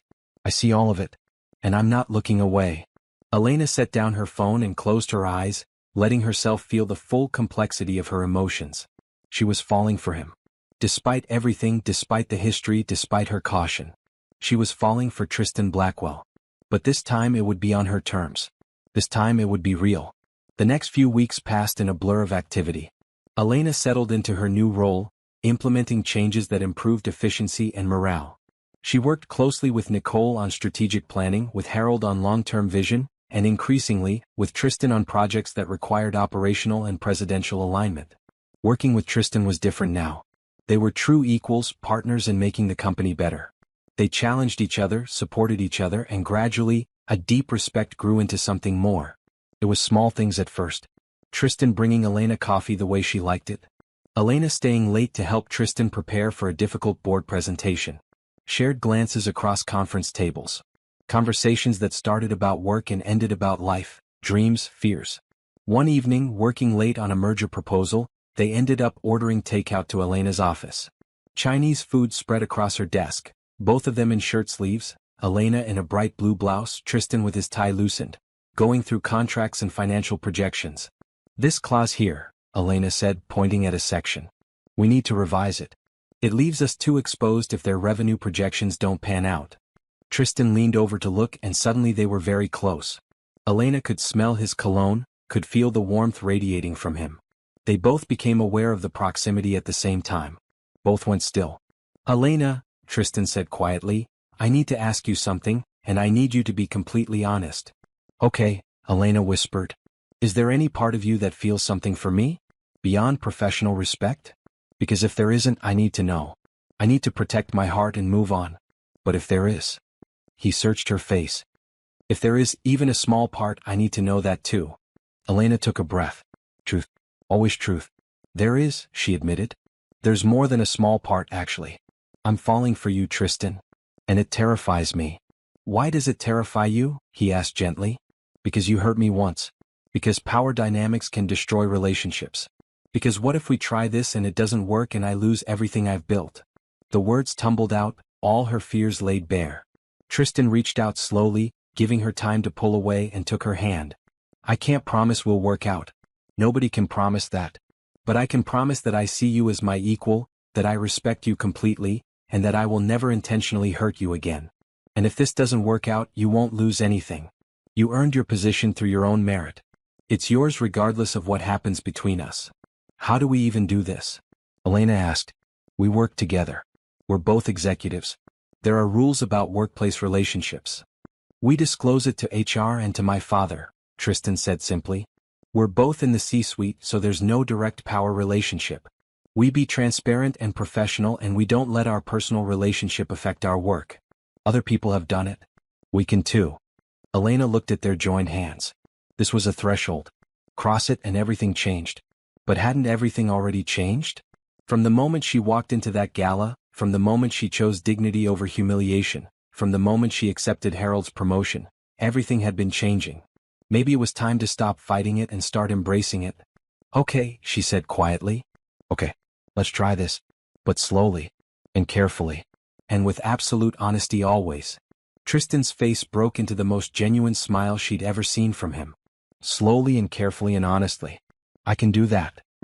He squeezed her hand gently, then let go and returned to the contract with a professionalism that made Elena smile. They could do this.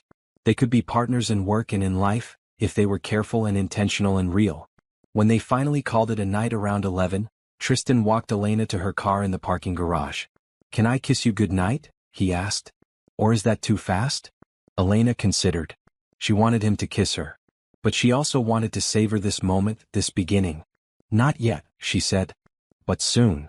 Soon, he agreed, and the promise in that word made Elena's heart race. She drove home with a smile on her face, called Grace, and told her everything. Grace's response was immediate. Finally. I thought you two would never admit it. Was it that obvious? Elena asked. To everyone except you two, apparently. Elena, this is good. This is really good. You deserve this kind of happiness. I'm still scared, Elena admitted. Of course you are. Anything worth having is scary. But you've faced scarier things. You faced a ballroom full of people who thought you didn't belong and showed them otherwise. You can handle this too. That night, Elena wrote in her new journal for the first time. She wrote about the journey from that gala to this moment, about growth and change and the courage it took to open your heart after it had been hurt. She wrote, Today I admitted I'm falling in love with a man who once tried to humiliate me. Not because I'm weak or have low standards, but because people can genuinely change. Because redemption is real. Because second chances can lead to beautiful things. I'm scared, but I'm also hopeful. And maybe that's all we can ever be. Scared and hopeful and brave enough to try anyway. She fell asleep with that journal on her nightstand and a lightness in her chest she hadn't felt in years. 3 months into their carefully navigated relationship, Elena and Tristan had found a rhythm that worked. At work, they were consummate professionals. In meetings, they challenged each other's ideas, collaborated on solutions, and maintained appropriate boundaries. Outside of work, they were something else entirely. Partners, confidants, and increasingly deeply in love. They'd been careful about keeping it private initially. Only Harold, Nicole, Grace, and HR knew they were together. But slowly, as their relationship solidified, they stopped hiding it. They started arriving at company events together. They stopped being careful about who saw them having dinner. The response from their colleagues was mixed but mostly positive. Some people were skeptical. Some made jokes. But most people seemed genuinely happy for them. Elena had been especially worried about how the female employees would react. Would they think she'd slept her way to the top after all? But Nicole, ever the advocate, had addressed it directly at a women's leadership meeting. Elena Harris earned her position through competence, hard work, and integrity. She was promoted before she and Tristan started dating. Anyone who suggests otherwise is engaging in the same sexist nonsense that holds women back across every industry. Elena's relationship with Tristan has nothing to do with her professional qualifications. Period. The support from Nicole and other senior women in the company had shut down most of the gossip before it could really start. Now, in early spring, Elena and Tristan planned their first real weekend getaway together. Just the two of them, away from the city and work and responsibilities. They drove upstate to a small bed and breakfast near a lake. Cozy, quiet, perfect for long conversations and quality time. On their first evening there, sitting on the porch watching the sun set over the water, Tristan said, "I need to tell you something." Elena's heart clenched.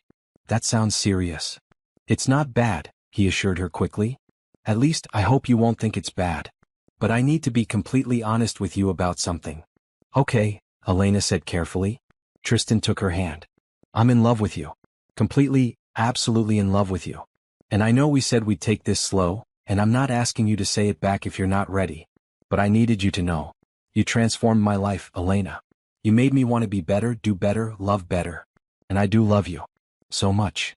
Elena felt tears spring to her eyes. "Tristan. You don't have to say anything," he said quickly. "I just needed you to know." "But I want to say something," Elena interrupted. She turned to face him fully. "I love you too. I fought it for a long time because I was scared and because of our history. But I love you. I love the man you've become. I love your kindness, your growth, your willingness to admit when you're wrong. I love how you challenge me and support me. I love you." Tristan's eyes shone with emotion. "Can I kiss you now? Really kiss you?" Elena laughed through her tears. "Yes, please." He leaned in slowly, giving her time to change her mind, and kissed her gently. It was soft and sweet and perfect, and when they pulled apart, both of them were smiling.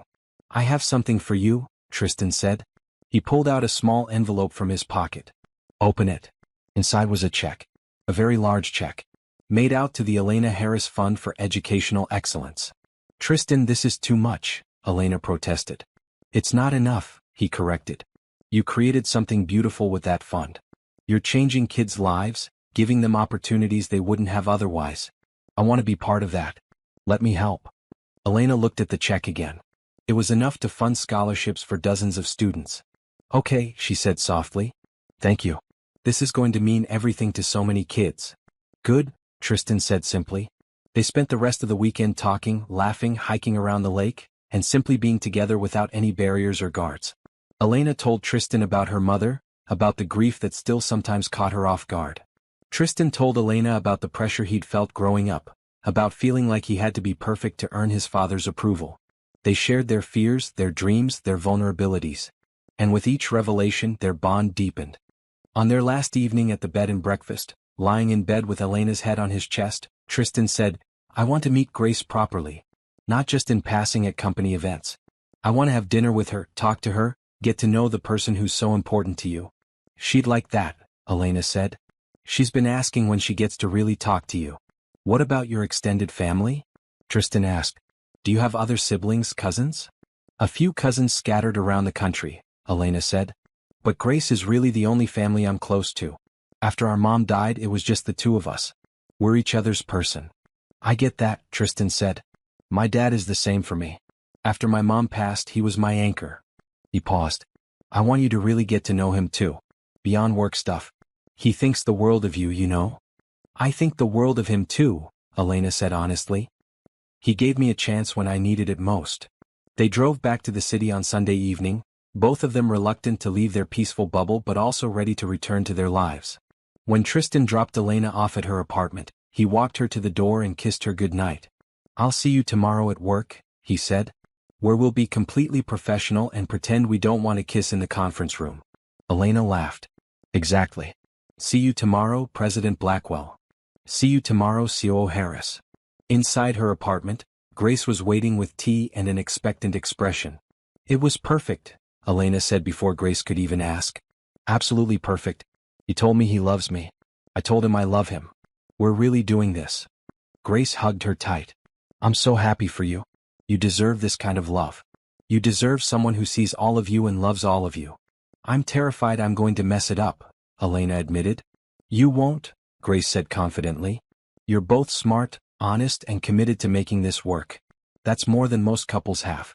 You'll be fine. Over the next few weeks, Elena and Tristan navigated their relationship with increasing confidence. They had dinner with Grace, who grilled Tristan thoroughly before declaring him worthy but on probation. They had lunch with Harold, who gave them his blessing and shared stories about his own marriage to Tristan's mother. Work continued to go well. The merger Elena and Tristan had worked on closed successfully. The company's quarterly earnings exceeded projections. Elena's operational improvements were saving money and improving employee satisfaction. Life felt good, balanced, full. But Elena had learned that nothing good came without challenges. And the next challenge was coming, though she didn't know it yet. 6 months after that first kiss by the lake, Elena and Tristan had fallen into a comfortable rhythm. They alternated staying at each other's apartments. They had standing Sunday brunches with Grace. They'd even taken a week-long vacation to the coast, where they talked about the future, about dreams, about possibilities. It was during that vacation that Tristan had first mentioned marriage. Not as a proposal but as a future certainty. When we get married, he'd say, or, our wedding should be somewhere meaningful to both of us. Elena had noticed the shift from if to when, and hadn't corrected him. Because she felt it too. This wasn't a casual relationship. This was forever. Now, on a crisp autumn evening, Tristan picked Elena up from work for what he said was a surprise. He wouldn't tell her where they were going, just insisted she dress nicely. Elena wore a deep red dress, having learned that bright colors suited her, and comfortable heels. When Tristan arrived in his car, dressed in a navy suit, he looked nervous and excited in equal measure. Where are we going? Elena asked for the 10th time. You'll see, Tristan said mysteriously. He drove them to the Grand Meridian Hotel. To the same ballroom where the Pinnacle Charity Gala had taken place. Tristan, what? Elena began. Trust me, he said, offering his arm. They walked through the same golden doors Elena had walked through almost a year and a half ago. But instead of a crowded ballroom, there were only a handful of people. Grace, Harold, Nicole, James Porter, the kind event coordinator. And playing soft music in the corner, a string quartet. The room was decorated simply but beautifully. Candles on every table. The same white orchids from that first gala. And in the center of the room, a projection showing a photograph. Elena in her midnight blue gown, walking into the ballroom with her head held high. What is this? Elena asked, tears already forming. Tristan led her to the center of the room, right where they'd had their first dance. This is where everything changed for both of us. This is where I really saw you for the first time. This is where I realized I'd been an idiot and needed to be better. This is where my life started moving toward something real and meaningful. He got down on one knee and Elena's breath caught.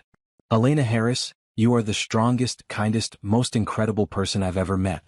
You transformed my life, not through some grand gesture, but through quiet dignity and unwavering integrity. You showed me what real strength looks like. You challenged me to be better, and then you gave me the grace to actually become better. He pulled out a ring box and opened it to reveal a stunning but not ostentatious ring. Will you marry me? Will you let me spend the rest of my life loving you, supporting you, and trying to be worthy of you? Elena looked at the ring, at Tristan's hopeful face, at their friends watching with tears in their eyes. She looked at the photograph of herself on that night, the woman who'd chosen courage over fear. That woman would say yes. Not despite the history but because of it. Because real love wasn't about perfection. It was about growth, forgiveness, and choosing each other every day. Yes, Elena said, her voice strong and clear. Yes, I'll marry you. Tristan stood and slid the ring onto her finger, then kissed her as their small audience erupted in applause and cheers. Grace rushed over to hug Elena. I'm so happy for you. Mama would be so proud. Harold shook Tristan's hand, then pulled him into a hug. You found a good one, son. Don't mess it up. I won't, Tristan promised. Nicole hugged them both. This is what a real power couple looks like. Equal partners who genuinely respect each other. The evening that followed was perfect. James had arranged a catered dinner for their small group. They ate and laughed and shared stories. Grace told embarrassing stories about Elena's childhood. Harold shared wisdom about marriage from his own experience. Nicole toasted to partnerships built on mutual respect and love. As the evening wound down and their friends began to leave, Elena and Tristan found themselves alone in the ballroom. The same ballroom where it had all begun. Can I have this dance? Tristan asked, offering his hand. Elena took it, and they swayed together to music only they could hear. I have something to tell you, Elena said. I got a call today from the scholarship fund. The first group of students we funded, they're all excelling in school. One of them wrote a letter thanking us. She said the scholarship changed her life, gave her hope, showed her that people believed in her. Tristan held her closer. That's because of you. Your vision, your heart. It's because of both of us, Elena corrected. We're doing this together. Together, Tristan agreed. Always together. As they danced, Elena thought about the journey that had led them here. The humiliation that had become transformation. The cruelty that had sparked growth. The moment of choosing dignity that had changed everything. She thought about Grace's support, Harold's wisdom, Nicole's friendship. She thought about Celeste, who had last sent her a message saying she'd started therapy and was working on herself. She thought about all the people who'd seen her as less than and all the people who'd seen her true value. But mostly she thought about herself. About the woman she'd become. Strong, compassionate, successful not just in career but in life. She'd stayed true to herself, led with kindness and hope and love, and in return she'd built something beautiful. What are you thinking about? Tristan asked. How far we've both come, Elena said. How much we've both changed. Do you have any regrets? He asked. Elena considered the question seriously. No, not even the hard parts. Because they made us who we are. They brought us here. Tristan kissed her forehead. I love you, Elena Harris. Soon to be Elena Blackwell. I love you too, Elena said. Then she paused. Actually, I think I want to stay Elena Harris professionally. Or maybe Elena Harris Blackwell. I built my career under that name. I want to keep it. Whatever you want, Tristan said immediately. Your name, your choice. I'm just honored to be marrying you, whatever name you use. As they left the ballroom that night, walking through those same golden doors hand in hand, Elena looked back one last time. She remembered the woman in the midnight blue dress, walking in alone and uncertain. And she thought about the woman walking out now, engaged to the love of her life, surrounded by people who valued her, confident in who she was. That first woman had been brave. This woman was braver still. Because she'd learned that true courage wasn't just facing your fears. It was opening your heart, choosing love, and trusting that you were strong enough to handle whatever came. 3 months later, Elena stood in a different ballroom in a deep maroon wedding dress, never black, always bright colors, Grace beside her as maid of honor. Harold walked her down the aisle with tears in his eyes. And Tristan waited at the altar with a smile that said he knew exactly how lucky he was. The ceremony was small, intimate, filled with people who genuinely loved them. They wrote their own vows. Tristan promised to always see Elena, to value her voice, to be her partner in every sense. Elena promised to challenge Tristan, to forgive him when he made mistakes as everyone did, to build a life together based on mutual respect and love. When they kissed as husband and wife, the room erupted in applause. At the reception as they had their first dance, Elena whispered, "We did it. We actually did it." "We did," Tristan agreed. "And this is just the beginning. The beginning of a marriage, yes. But also the beginning of so much more." They had plans for the company, for the scholarship fund, for the life they would build together.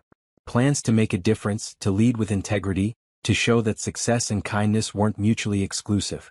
As the party continued around them, Elena caught Grace's eye across the room. Her sister raised her glass in a silent toast, her smile saying everything words couldn't. Elena thought about her mother, who would have loved this day. Who would have been so proud of the women her daughters had become. Who had taught them that kindness, hope, and love would always lead the way. And as Elena danced with her husband, surrounded by people she loved, she knew her mother had been right. Kindness had led her to forgive Tristan and give him a second chance. Hope had led her to believe in possibilities even when everything seemed impossible. Love had led her to open her heart despite the risk. And all three together had led her here. To this moment. To this joy. To this beautiful, imperfect, perfect life.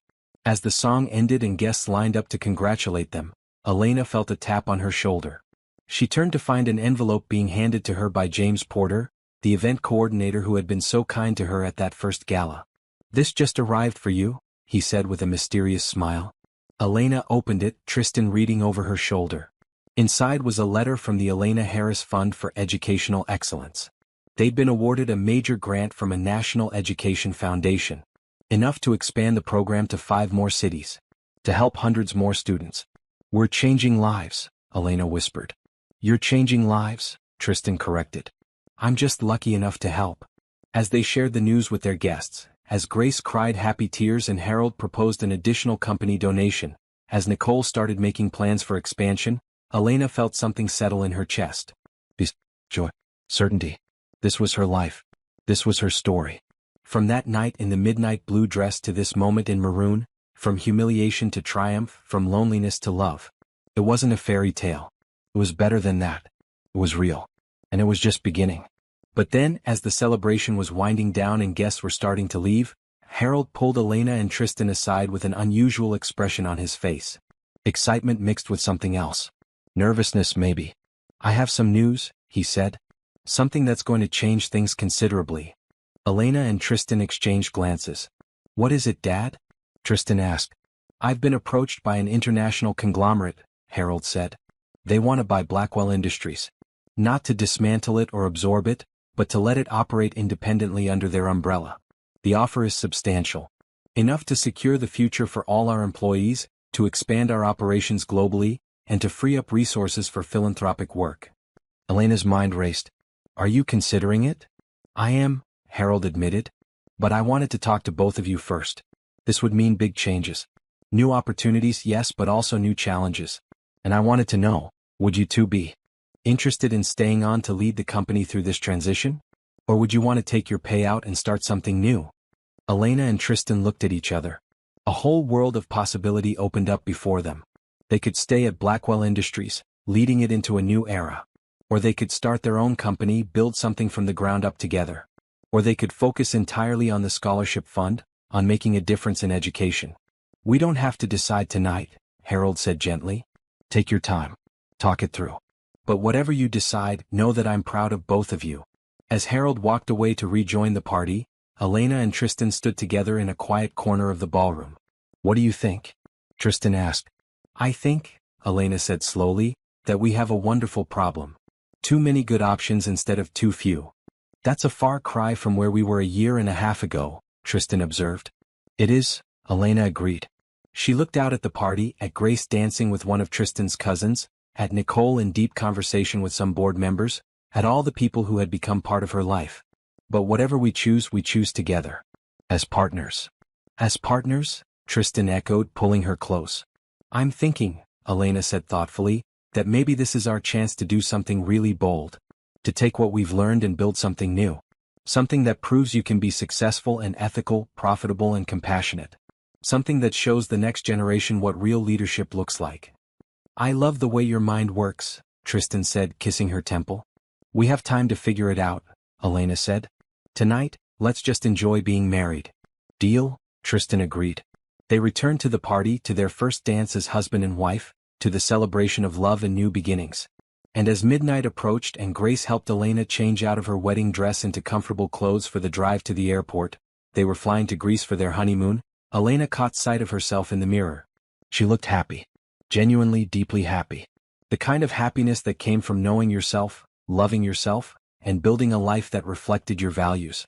Ready? Grace asked, zipping up Elena's travel outfit. More than ready, Elena said. She hugged her sister tight. Thank you. For everything. For believing in me, for supporting me, for being my person.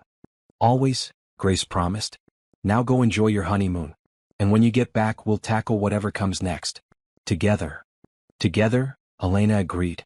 As she and Tristan drove away from the venue, her phone buzzed one last time. A text from Harold. Whatever you two decide about the company, just promise me one thing. Stay true to yourselves. Lead with kindness and integrity. Make your mother proud, Elena. Make yourself proud. That's all that matters. Congratulations and welcome to the family. Elena showed the text to Tristan, who had to pull over because his eyes were too blurry with tears to drive safely. We're going to be okay, Elena said, taking his hand. Whatever happens, whatever we choose, we're going to be okay. Better than okay, Tristan said. We're going to be extraordinary.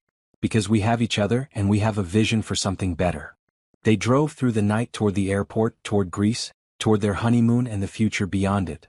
And Elena thought about how far she'd come, how much she'd grown, how the worst moment of her life had somehow become the catalyst for the best. She thought about kindness and how it had the power to transform everything.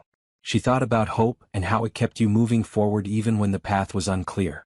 She thought about love and how the right kind of love made you better, stronger, more fully yourself. And as they boarded their flight to Athens, as she settled into her seat beside her husband and prepared for the next adventure, Elena Harris Blackwell smiled. Because the story that had started with a cruel invitation to a gala was ending with a beautiful beginning. And the best part? This was only the start. The real story, the life they would build together, the difference they would make in the world, all of that was still to come. Still waiting to be written. Still full of possibility. Still leading with kindness, hope, and love. Always.